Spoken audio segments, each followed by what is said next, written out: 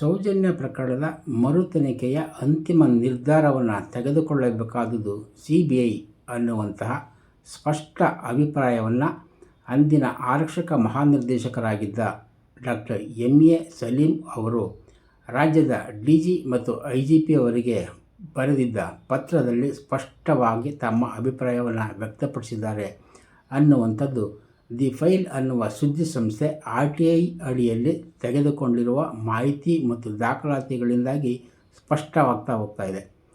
ಹೀಗೆ doctor MA Salim ಅವರು DG ಮತ್ತು IGPಗೆ ಪತ್ರವನ್ನು ಬರೆದಿದ್ದುದು 2023ರ ಡಿಸೆಂಬರ್ ತಿಂಗಳಿನಲ್ಲಿ. ಸೌಜನ್ಯ ಪ್ರಕರಣಕ್ಕೆ ಸಂಬಂಧಪಟ್ಟಂತೆ ಸಂತೋಷ್ ರಾವ್ ವಿರುದ್ಧ IPC ಕಲಂ 376 ಮತ್ತು 201ರ ಅಡಿಯಲ್ಲಿ ಬೆಂಗಳೂರಿನ ನ್ಯಾಯಾಲಯಕ್ಕೆ ಪ್ರಾಥಮಿಕ ದೋಷಾರೋಪ ಪಟ್ಟಿಯನ್ನು ಸಲ್ಲಿಕೆ ಮಾಡಲಾಗಿರ್ತದೆ. CC ನಂಬರ್ 27/2013 ಇದರ ಅನುಸಾರ ನ್ಯಾಯಾಲಯ ಅದನ್ನು ವಿಚಾರಣೆಗೆ ಅಂಗೀಕಾರ ಮಾಡಿರ್ತದೆ. ನ್ಯಾಯಾಲಯ ವಿಚಾರಣೆಗೆ ಅಂಗೀಕಾರ ಮಾಡಿರುವ ಸಂದರ್ಭದಲ್ಲಿನೇ CRPC ಕಲಂ 173/8ರ ಅಡಿಯಲ್ಲಿ ಹೆಚ್ಚುವರಿ ತನಿಖೆ ಕೂಡ ಮುಂದುವರಿಕೆ ಆಗ್ತಾ ಇರ್ತದೆ. CID ತನಿಖೆ ಬಾಕಿ ಇರುವ ಹೊತ್ತಿನಲ್ಲೇ 2013ರ ನವೆಂಬರ್ 6ನೇ ತಾರೀಕು ಸರ್ಕಾರ ಸೌಜನ್ಯ ಪ್ರಕರಣವನ್ನು CBIಗೆ ವಹಿಸುತ್ತೆ.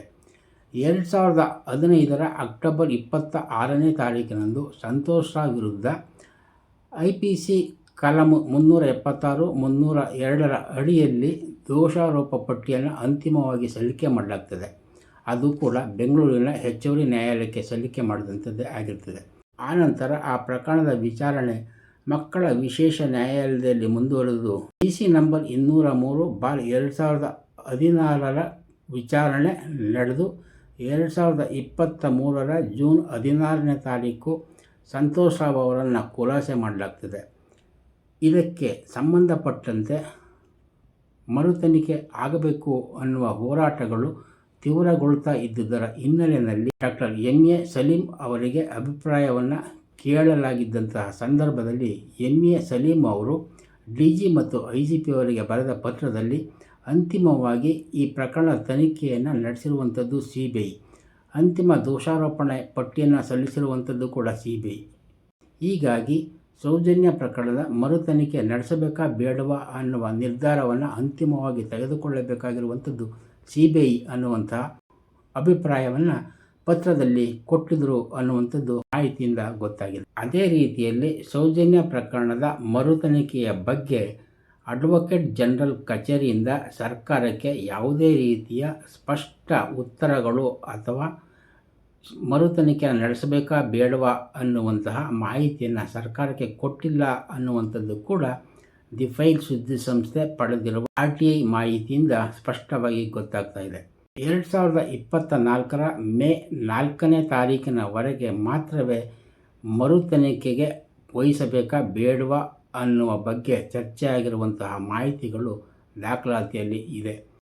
ಮೇ 7ರ ನಂತರದಲ್ಲಿ ಅಂತಹ ಪ್ರಸ್ತಾಪಗಳು ಇಲ್ಲದೇ ಇರುವಂಥದ್ದು ಕೂಡ ದಾಖಲಾತಿಗಳಿಂದ ಸ್ಪಷ್ಟ ಆಗಿದೆ. 2024ರ ಮೇ 6ರ ಟಿಪ್ಪಣಿ ಹಾಳೆಯ ರೀತಿಯ ಕುಮಾರಿ ಸೌಜನ್ಯ ಅವರ ಮೇಲೆ ನಡೆದ ಅತ್ಯಾಚಾರ ಮತ್ತು ಕೊಲೆ ಪ್ರಕರಣವನ್ನು ಮರು ತನಿಖೆ ನಡೆಸುವ ಕುರಿತಂತೆ ಅಡ್ವೊಕೇಟ್ ಜನರಲ್ ಅವರ ಕಾನೂನು ಅಭಿಪ್ರಾಯ ಪಡೆಯುವುದು ಸೂಕ್ತ ಎಂದು ಕಂಡುಬಂದಿರುವ ಮೇರೆಗೆ ಈ ಕುರಿತು ಪತ್ರ ವ್ಯವಹಾರ ನಡೆಸಲು ಸೂಕ್ತ ಕ್ರಮ ಕೈಗೊಳ್ಳುವಂತೆ ಕೋರಲಾಗಿದೆ.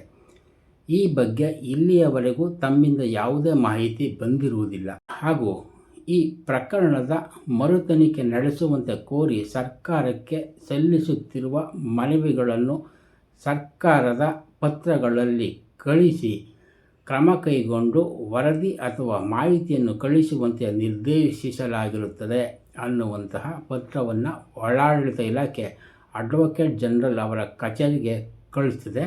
ಅದು 2024ರ ಮೇ 6ನೇ ತಾರೀಕಿನಂದು. 2024ರ ಮೇ 4ನೇ ತಾರೀಕಿನವರೆಗೂ ಕೂಡ ಅಡ್ವೊಕೇಟ್ ಜನರಲ್ ಅವರಿಂದ ಕಾನೂನು ಅಭಿಪ್ರಾಯವನ್ನು ಪಡೆಯುವ ಕುರಿತಂತೆ ಚರ್ಚೆಗಳು ಆಗಿರುವುದು ಟಿಪ್ಪಣಿ ಹಾಳೆಯಿಂದ ಸ್ಪಷ್ಟವಾಗಿ ಗೊತ್ತಾಗ್ತದೆ. 2024ರ ಮೇ 4ರಿಂದ 2025ರ ಜನವರಿ 22ರವರೆಗೆ ಈ ಕಡತ ಇರ್ತದೆ. ಏಕಾಏಕಿಯಾಗಿ 2025ರ ಜನವರಿ 22ನೇ ತಾರೀಕಿನಂದು ಆ ಕಡತವನ್ನು ಮುಚ್ಚಲಾಗ್ತದೆ. ಈ ಪ್ರಕರಣಕ್ಕೆ ಸಂಬಂಧಪಟ್ಟಂತೆ ಗಿರೀಶ್ ಭಾರದ್ವಾಜ್ ಮತ್ತು ಇತರರು ರಿಟ್ ಪಿಟಿಷನನ್ನು ಸಲ್ಲಿಕೆ ಮಾಡಿದ್ದಾರೆ. ಅದರ ಸಂಖ್ಯೆ 19-366/2023. ಒಳಾಡಳಿತ ಕಚೇರಿಯಿಂದ ಅಡ್ವೊಕೇಟ್ ಜನರಲ್ ಅವರ ಕಚೇರಿಗೆ ಹೋಗಿದ್ದ ಪತ್ರಕ್ಕೆ ಉತ್ತರವಾಗಿ ಎಜಿಜಿಯವರು ಒಂದು ಮಾಹಿತಿಯನ್ನು ಒದಗಿಸಿರ್ತಾರೆ. ಅದು ಏನು ಅಂತಂದರೆ, ಗಿರೀಶ್ ಭಾರದ್ವಾಜ್ ಅನ್ನುವರು ಏನು PILನ್ನು ಸಲ್ಲಿಕೆ ಮಾಡಿರ್ತಾರೋ ಅದನ್ನು ನ್ಯಾಯಾಲಯ ವಜಾ ಮಾಡಿದೆ ಅನ್ನುವಂತಹ ಮಾಹಿತಿಯನ್ನಷ್ಟೇ ಕೊಡ್ತಾರೆ ಹೊರತು ಈ ಪ್ರಕರಣದ ಮರುತನಿಖೆ ನಡೆಸಬೇಕಾ ಬೇಡವಾ ಅನ್ನುವುದಕ್ಕೆ ಸಂಬಂಧಪಟ್ಟಂತೆ ಯಾವುದೇ ರೀತಿಯ ಮಾತನ್ನು ಹೇಳಿರುವುದೇ ಇಲ್ಲ. ಒಳಾಡಳಿತ ಇಲಾಖೆ 2024 ಜನವರಿ 19ನೇ ತಾರೀಕಿನಂದು ಕೇಂದ್ರ ಗೃಹ ಮಂತ್ರಾಲಯ ಮತ್ತು CBIಗೆ ಪತ್ರವನ್ನು ಬರೀತಿದೆ. ಅದರಲ್ಲಿ ರಾಜ್ಯದಲ್ಲಿ ಸೌಜನ್ಯ ಪ್ರಕರಣಕ್ಕೆ ಸಂಬಂಧಪಟ್ಟಂತೆ ಯಾವ ರೀತಿಯಲ್ಲಿ ಹೋರಾಟಗಳು ತೀವ್ರಗೊಳ್ತಾ ಇದ್ದಾವೆ, ಮರುತನಿಖೆಗೆ ಆಗ್ರಹಗಳು ಹೇಗೆ ಹೆಚ್ಚಾಗ್ತಾ ಇದ್ದಾವೆ ಅನ್ನುವಂತಹ ಎಲ್ಲ ವಿವರಗಳನ್ನು ಕೂಡ ನಮೂದಿಸಿ ಇದರ ಬಗ್ಗೆ ಏನಾದರೂ ಕ್ರಮವನ್ನು ತೆಗೆದುಕೊಳ್ಳಬೇಕಾಗ್ತದೆ ಅನ್ನುವಂಥದ್ದನ್ನು ವಿವರಿಸಿ ಪತ್ರವನ್ನು ಬರೆದಿರ್ತದೆ. ಆ ಪತ್ರದಲ್ಲಿ ಸೌಜನ್ಯ ಪ್ರಕರಣದ ಮರುತನಿಖೆಗಾಗಿ ಒತ್ತಾಯಿಸಿ ರಾಜ್ಯದಲ್ಲಿ ಏನೆಲ್ಲ ಆಗ್ತಾಯಿದೆ ಅನ್ನುವಂಥದ್ದನ್ನು ಹೇಳಿ ಇದಕ್ಕೆ ಈ ಪ್ರಕರಣದ ಮರುತನಿಖೆಗೆ ಸಂಬಂಧಪಟ್ಟಂತೆ ಏನು ಕ್ರಮವನ್ನು ತೆಗೆದುಕೊಳ್ಳಲಾಗಿದೆ, ಇದಕ್ಕೆ ಉತ್ತರವಾಗಲಿ ಮಾಹಿತಿಯಾಗಲಿ ಬಂದೇ ಇಲ್ಲ ಅನ್ನುವಂಥದ್ದನ್ನು ಕೂಡ ಒಳಾಡಳಿತ ಇಲಾಖೆ ಆ ಪತ್ರದಲ್ಲಿ ಸ್ಪಷ್ಟವಾಗಿ ಹೇಳಿರ್ತದೆ.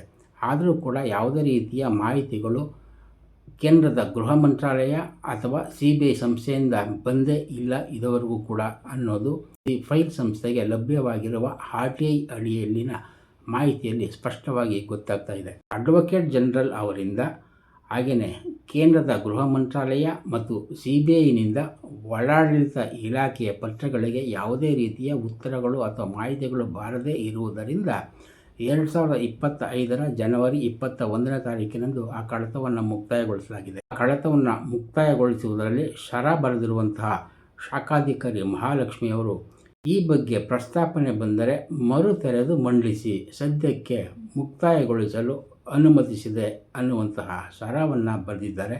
ಹೀಗಾಗಿ 2025 ಜನವರಿ 21ನೇ ತಾರೀಕಿನಂದು ಆ ಕಡತ ಏಕಾಏಕಿಯಾಗಿ ಮುಚ್ಚಲ್ಪಟ್ಟಿದೆ.